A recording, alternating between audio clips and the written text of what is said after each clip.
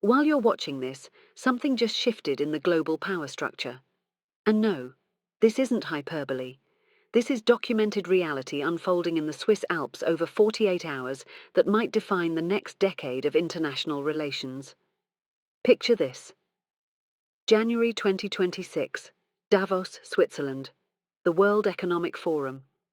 Two speeches, same venue, less than 24 hours apart. One delivered with surgical precision, dissecting the geopolitical moment with the kind of clarity that makes billionaires reach for their phones to call their strategists. The other?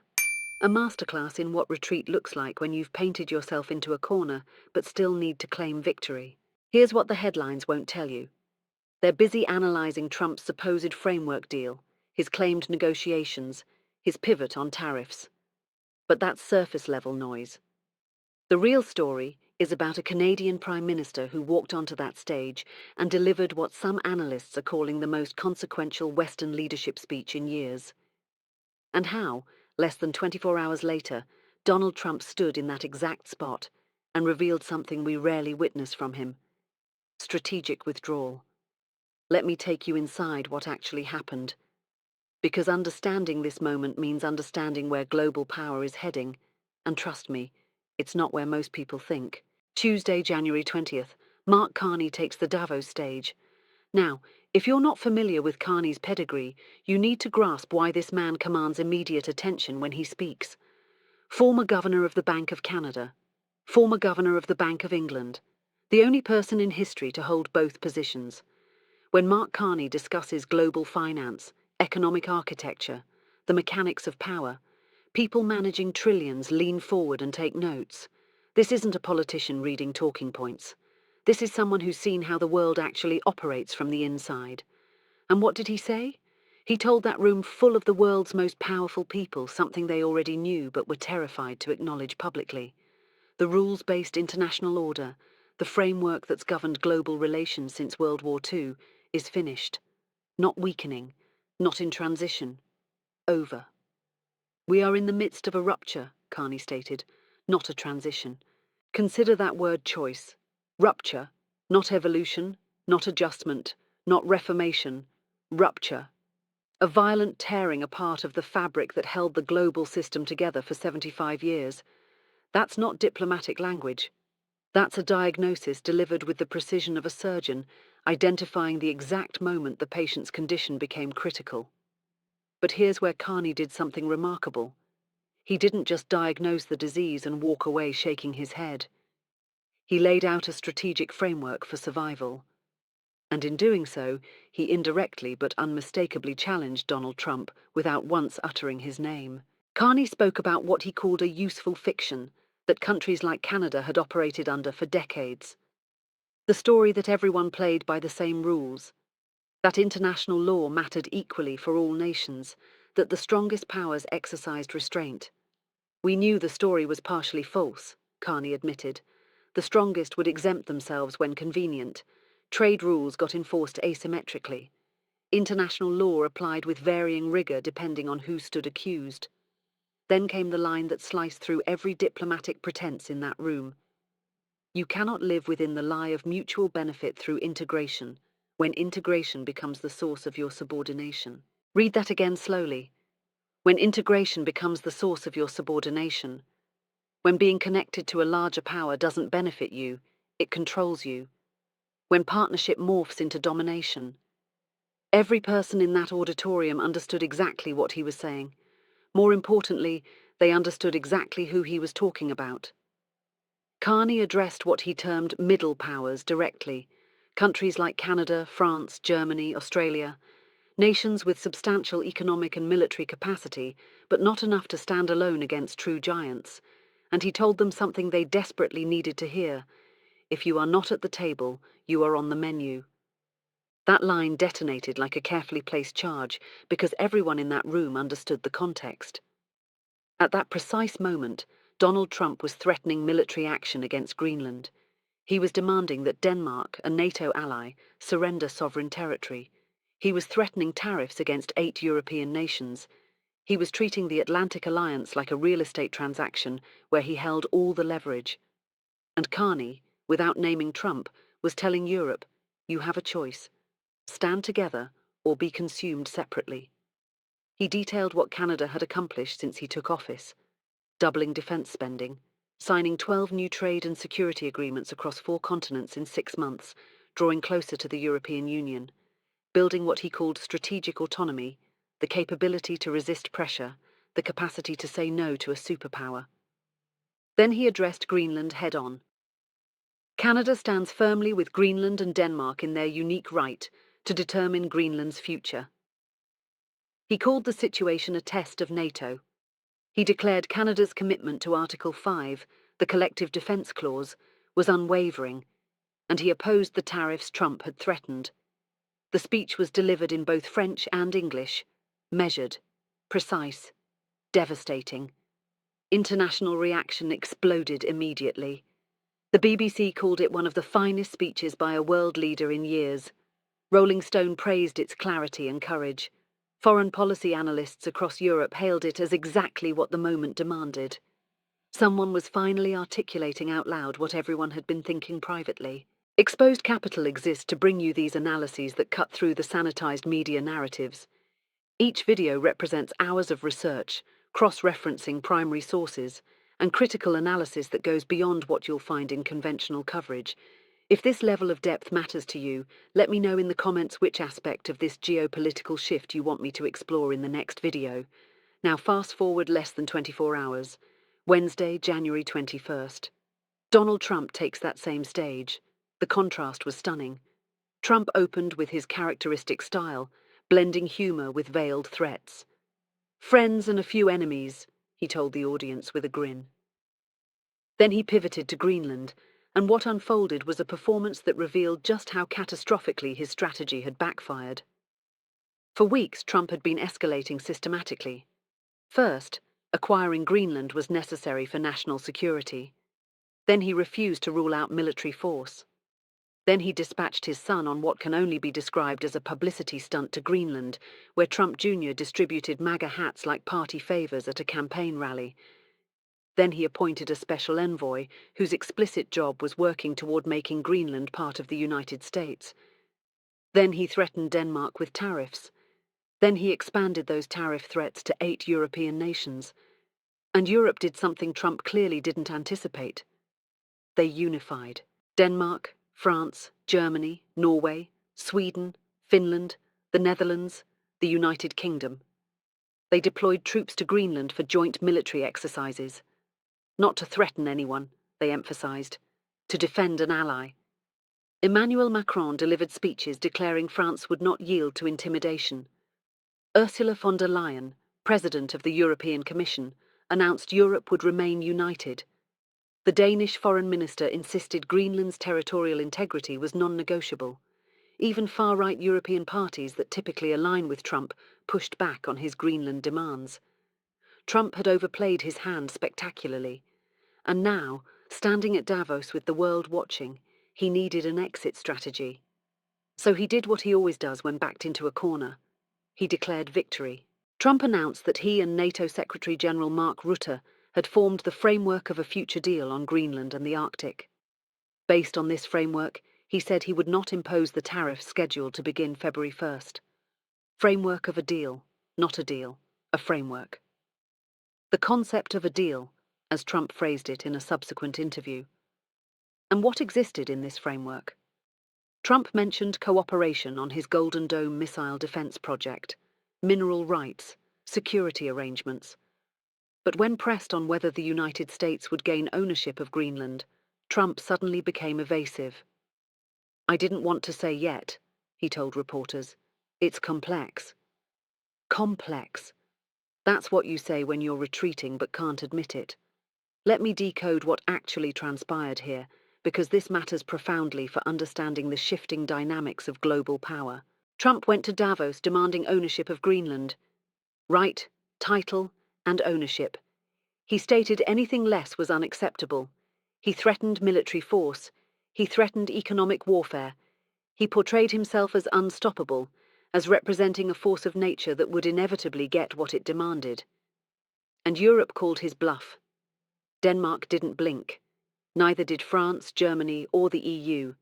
They deployed troops. They prepared for worst-case scenarios, and they made crystal clear they would invoke Article 5 of NATO if the United States attacked Greenland, which would mean the United States at war with its own alliance. The most successful military alliance in modern history would dissolve, and America would stand alone against Europe. Trump looked at that scenario and realized he had no viable options. He couldn't actually invade Greenland without triggering a catastrophic crisis that would shatter American strategic interests globally. He couldn't impose tariffs without devastating the American economy and facing unified European retaliation. And he couldn't simply walk away without losing face, which for Trump might be worse than any material loss. So he negotiated what diplomats are already describing as a face-saving compromise. The framework isn't about ownership, it's about cooperation. Enhanced security arrangements that were already in place. Mineral development that Greenland has been pursuing for years. Coordination on Arctic defense that NATO has been discussing for months. In other words, Trump is getting what the United States already possessed, repackaged as a new deal so he can claim victory. And critically, he backed away from the military threat. During his Davos speech, Trump stated explicitly that he would not use force. Military is not on the table, he told reporters afterward. That's not a trivial shift. For weeks, he had refused to rule out military action, kept it ambiguous, kept the threat alive. Now, with the entire world watching, he ruled it out definitively. That's a climb down. No matter how you frame it rhetorically, that's retreat. Part A6. The Danish foreign minister was asked about Trump's framework announcement. His response was illuminating. He said Denmark would not negotiate based on abandoning fundamental principles. We live in 2026, he stated, as if gently reminding Trump that territorial conquest doesn't function the way it did in the 19th century. But here's what makes this moment historically significant beyond the immediate drama. It's not just that Trump backed down, it's why he backed down, and what that reveals about the evolving nature of power in the international system. For decades, American presidents could make demands and expect compliance, not through force necessarily, but through the overwhelming weight of American economic and military dominance. The rules-based order Carney described wasn't actually based on rules, it was based on American hegemony. The US wrote the rules, enforced them selectively, and expected deference. And for most of the post-war period, that system functioned. Allies accepted American leadership because the benefits outweighed the costs. The US protected global sea lanes. It provided nuclear deterrence. It anchored the international financial system. In exchange, allies gave Washington significant latitude on the world stage.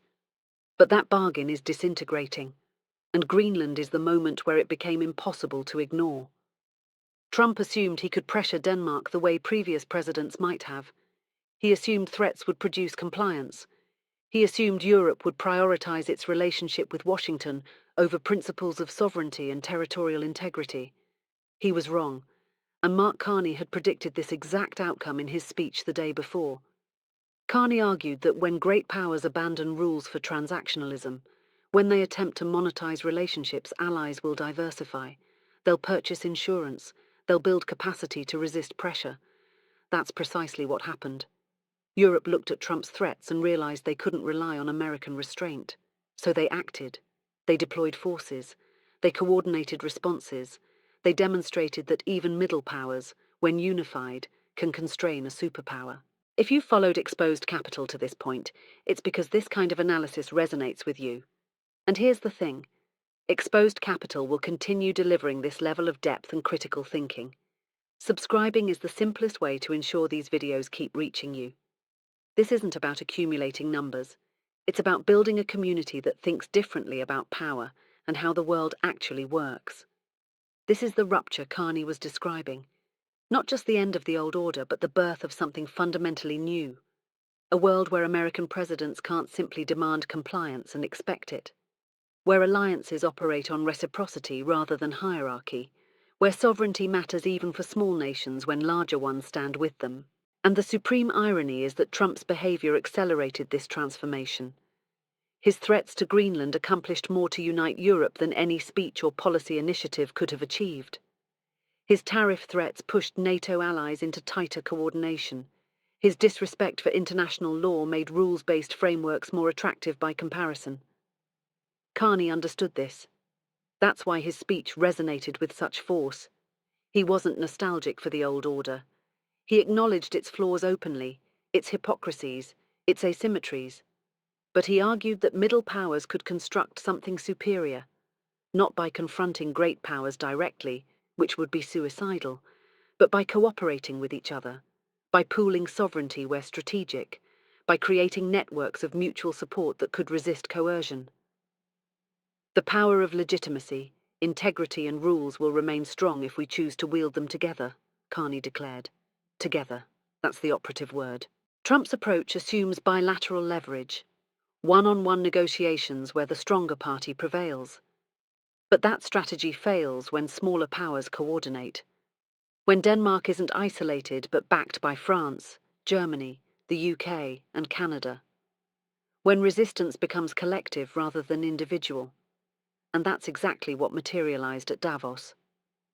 Now let's discuss what this means moving forward, because the Greenland crisis might be diffused temporarily, but the underlying tensions remain unresolved.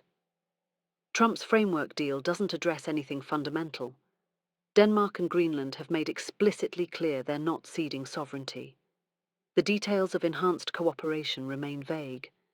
And critically, Trump has an established track record of abandoning agreements when they become inconvenient or politically unhelpful. So this could reignite, especially if Trump feels humiliated by how this played out. He declared victory, but everyone paying attention witnessed what actually occurred. He threatened. Europe unified. He backed down. That's not the narrative Trump desired. And presidents who feel undermined often attempt to reassert dominance through escalation elsewhere. But something fundamental has shifted. Europe now understands it can stand up to American pressure. NATO allies have demonstrated they will defend each other even against threats emanating from Washington. Middle powers have witnessed that coordination provides protection. That precedent matters profoundly. It changes calculations.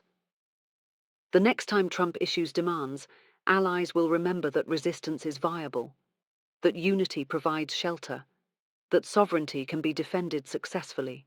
And this doesn't merely affect US-Europe relations, it transforms how every nation conceptualizes power. If Europe can resist American pressure over Greenland, what does that signal for Asia, for Latin America, for any region where Washington has traditionally expected deference? The rules-based order might be finished, as Carney stated, but the chaos Trump hoped to exploit is giving birth to something else. Networks of mutual defense, coalitions of middle powers, a multipolar world where dominance is exponentially harder to achieve and maintain, and the economic implications are enormous. Markets despise uncertainty. When the President of the United States threatens military action against allies, investors relocate capital.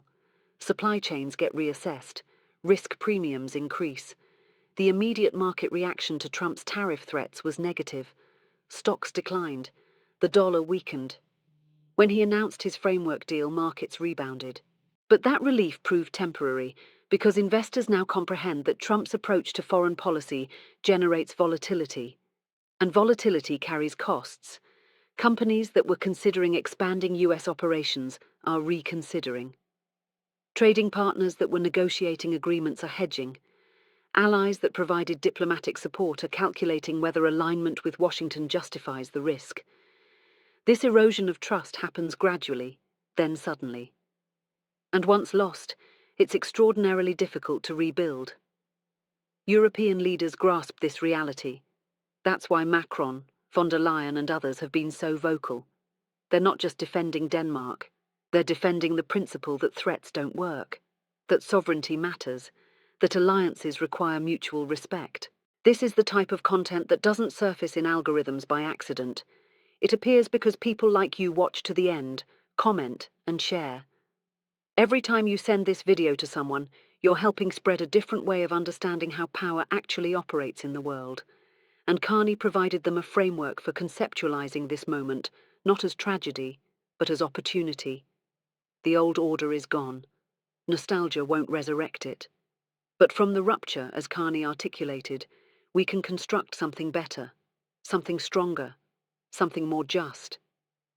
That message resonated because it offered a path forward, not resistance for its own sake, but the construction of new arrangements, coalitions built on shared values rather than domination, cooperation based on mutual benefit rather than hierarchy, and the contrast with Trump's vision couldn't have been more stark. Trump sees the world as zero-sum, winners and losers, dominance or submission, strength measured in the ability to extract concessions through threats. Carney sees interdependence, shared challenges requiring collective solutions, strength measured in the capacity to build coalitions and sustain them over time. One vision is rooted in a past that no longer exists. The other looks toward what comes next.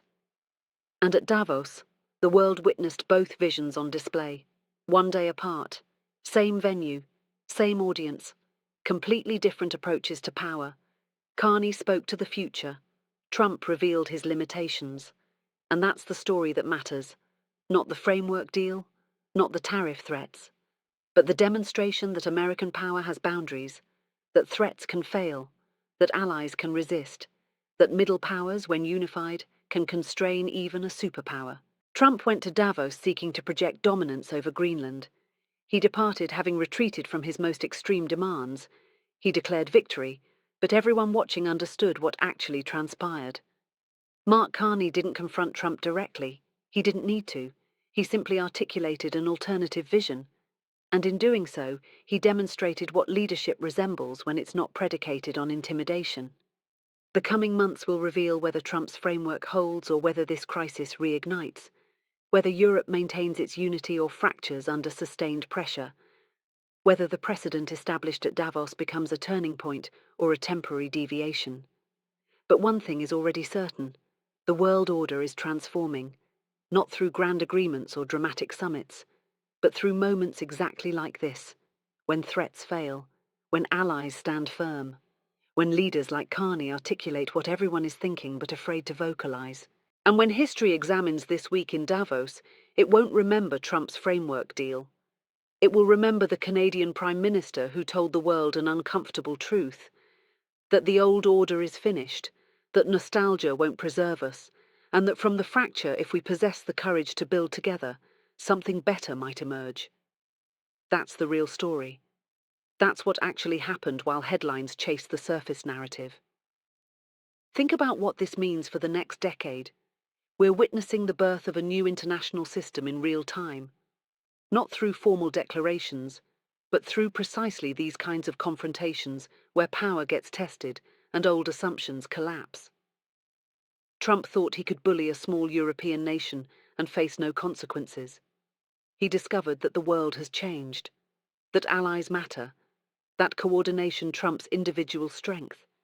That legitimacy, as Carney argued, remains a form of power even in an age that seems to worship only force. This is the rupture playing out before our eyes. And understanding it means grasping not just what happened at Davos, but what it signals about where global power is heading. The unipolar moment is over. The era where one superpower could dictate terms to the entire world has ended. What's replacing it remains unclear, but Davos gave us a preview. Networks of middle powers, coordinated resistance, the power of collective sovereignty. Trump's retreat from Greenland isn't just about Greenland. It's a data point in a larger pattern, a signal about the limits of American power in 2026, a demonstration that the world has options now that didn't exist a decade ago, and that changes everything. Exposed Capital is about this, going beyond the surface, questioning what seems obvious, and delivering a perspective that actually prepares you for what's coming. This isn't empty entertainment. This is a tool for understanding power. If this analysis helped you grasp not just the headlines, but their actual significance, hit that like button and share your thoughts in the comments. Do you think Trump's climb down will hold? Or are we heading toward another confrontation? What does this mean for American power going forward? Because that's the conversation worth having. Not whether Trump won or lost this round, but what this moment reveals about the architecture of power in a world that's being rebuilt even as we watch.